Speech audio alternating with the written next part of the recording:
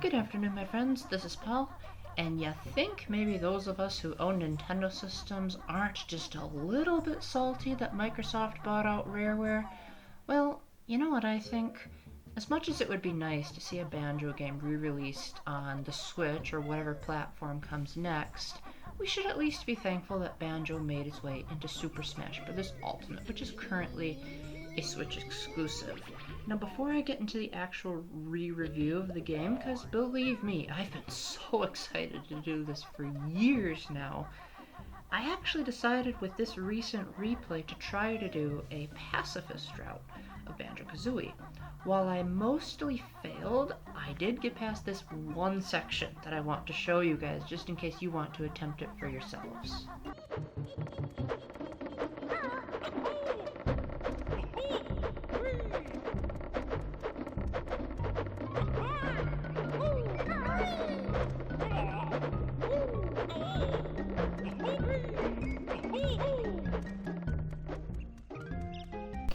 Now that we know it's possible to get to Click Clack Wood without the Wonderwing, let's start this review proper. Good afternoon, my friends. This is Paul, and today I'm going to be re-reviewing to you Banjo-Kazooie for the Nintendo 64, as if you couldn't already tell by all of the salty Nintendo fanboyism at the beginning. This was one of two games I had growing up, and so you could argue that of all the games I've reviewed, I'm probably the most nostalgia biased toward this.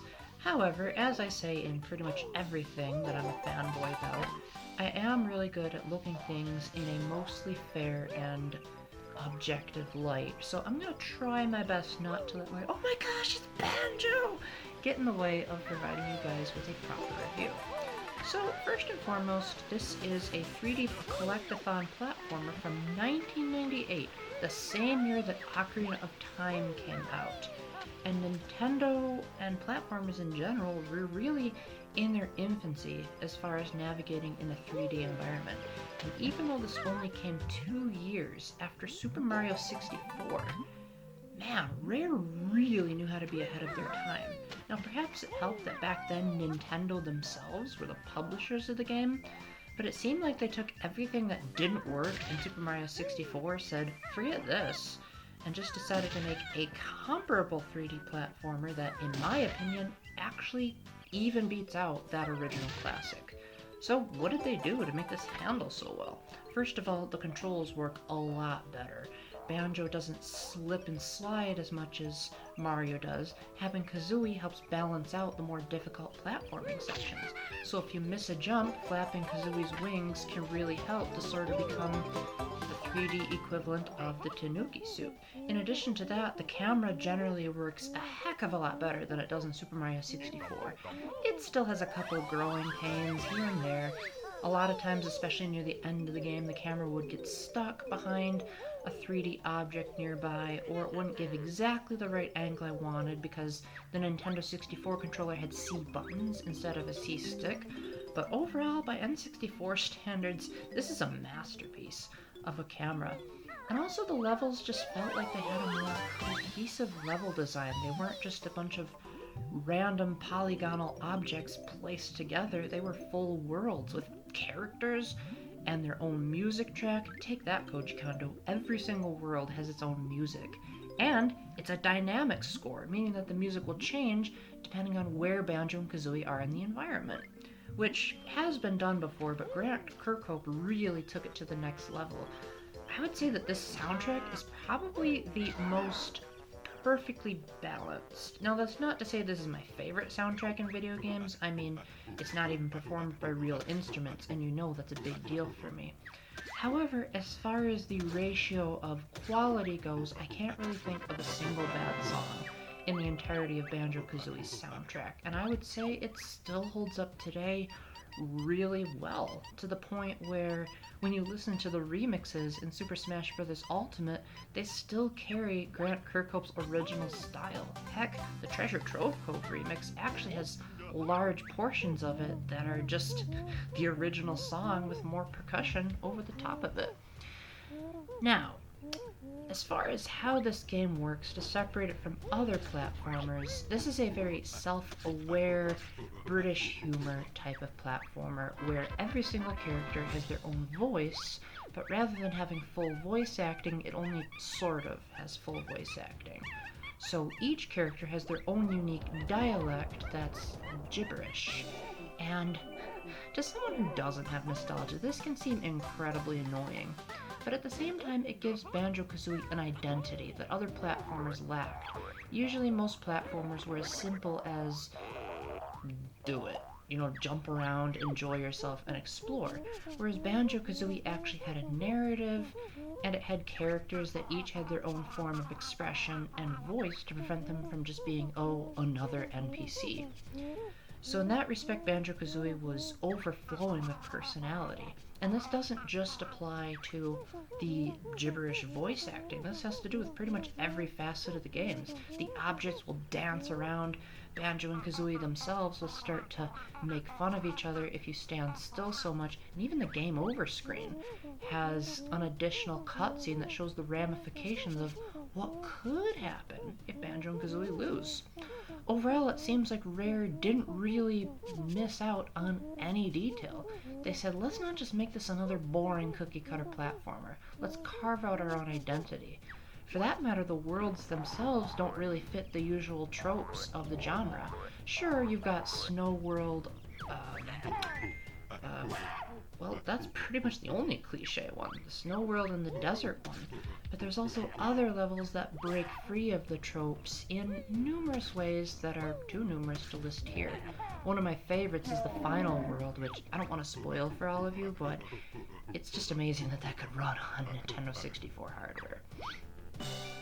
Now, there were a couple of avenues where it was very clear that Banjo-Kazooie was a product that was so ahead of its time that it ended up causing Rare some development issues that Nintendo themselves had to sort out at the last minute.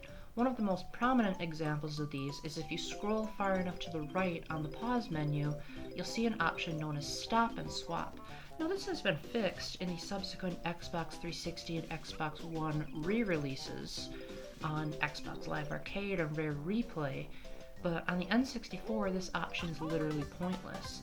That's because Rare wanted to have hidden items in Banjo-Kazooie that could transfer over to Banjo-Tooie by very quickly swapping the game packs before the Nintendo 64 can properly turn off.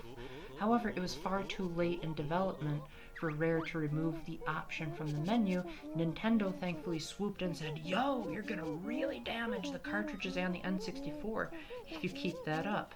So while it is true that those secret items did make an appearance in Banjo-Tooie, it was completely separate from whatever you did in your Banjo-Kazooie save file, and they were more or less reserved as an Easter egg to those who were willing to look up the cheat codes on the internet.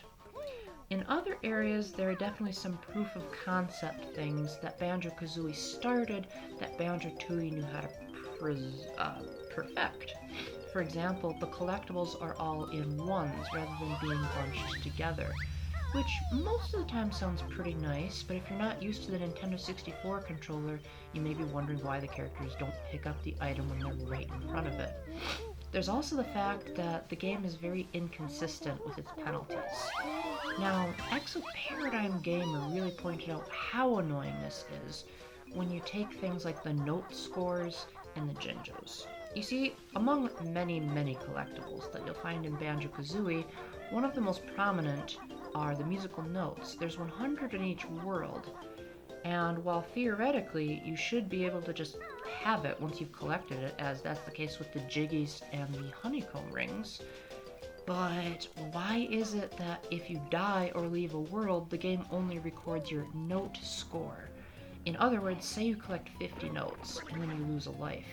That means that the only way you'll be able to collect new notes is if you recollect the ones you already did, in addition to collecting more than that 50. So in other words, none of your notes save. Even if you collect all 100 notes at a time, the notes will still reappear when you re-enter the world. This goes for certain switches that you might have to repress. Certain NPCs that you helped before will all of a sudden need help again, as if you're playing Majora's Mask. And the Jinjos will be trapped in the world again, so you'll be in a perpetual cycle of repeat. And I wish there was a way for the game to have a better save system than this. I know Rare could have been capable of fixing this, as this is one of the few Nintendo 64 games that actually autosaves, even though at the time they didn't really know what to call it, so it's kind of more of a background feature. I even tested this out in this mini playthrough, as at one point my game crashed, and when I rebooted it, I didn't lose any progress, even though I hadn't actually manually saved. So I'm really baffled that Rare decided to keep this. Now they try to explain it in-game as, oh, Gruntilda is just evil, and so she prevents you from taking things out of the world, but I think that goes a little bit too far as making her evil. If you're gonna do something like that, do what you did with the cheat system, where if you use too many cheat codes, she erases your game data because you're cheating, not because you're actually just not good. Remember, this was one of the earliest 3D platformers, so they should have given the player at least a little bit of leeway as they navigated into this new dimension of video games. Apart from that, Banjo-Kazooie is a phenomenal platformer that still stands up really well. It has a lot more personality than most other platformers. The characters, while they don't have too much to say compared to Banjo-Tooie, still have enough personality to give them a memorable identity. The music is fantastic, and the controls work for the most part really, really well. Apart from having to get used to the Nintendo 64 control stick and the very clunky shaped controller to begin with, Banjo and Kazooie's moveset feels very natural, and it's really easy to pull off the combinations required to make them do a myriad of tasks. It kind of makes Mario's moveset look small in comparison. The concept of bear and bird working together is milked to its fullest, and just think, there were even more moves just waiting for them in Banjo-Tooie.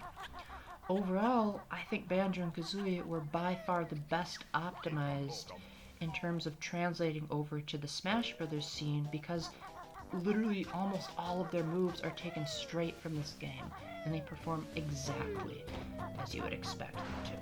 Now, there are a couple of missed opportunities here and there. There's not a magical transformation for every world like there was in Banjo-Tooie. The worlds themselves are much smaller, but they also feel like every part of the level matters. Banjo-Tooie went for size over substance, whereas Banjo-Kazooie is the other way around. You feel like every single corner, well, almost every, feels like if you explore it, you will be rewarded, and the set pieces feel more memorable and easier to navigate than Banjo-Tooie did. There are some death traps and annoying bits here and there, but overall I would say Banjo-Kazooie is a very easy game. This is very much a my first platformer kind of vibe, and it's really unfortunate that by the time you get to the final battle, there's a tremendous difficulty spike that'll make it so that if you haven't lost a life before, you certainly will in this final encounter. At the very least, it proves that Gruntilda wasn't all talk, that she definitely is capable of being just as mean as she claims she is. Because she's a witch, she's able to telepathically taunt Banjo and Kazooie throughout their adventure, threatening them and even threatening the other NPCs. And when you see her in the final battle, you realize, yeah, no, she's definitely a force to be reckoned. Especially the fact that this game acknowledges that there's going to be a sequel.